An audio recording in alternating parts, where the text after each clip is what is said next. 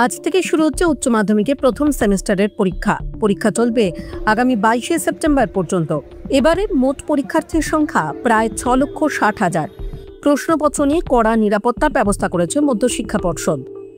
আগেই জানানো হয়েছে পরীক্ষার হলে কোনো ধরনের ক্যালকুলেটর বা ইলেকট্রনিক গ্যাজেট ব্যবহার সম্পূর্ণ নিষিদ্ধ। প্রতিদিনই পরীক্ষা শুরু হবে সকাল 10টা থেকে, চলবে 11:15 পর্যন্ত। তবে মিউজিক, ভিজুয়াল আর্টস এবং বৃত্তিমূলক বিষয়ের ক্ষেত্রে পরীক্ষা চলবে সকাল 10টা থেকে 10:45 পর্যন্ত। টাইমস নাও খবর।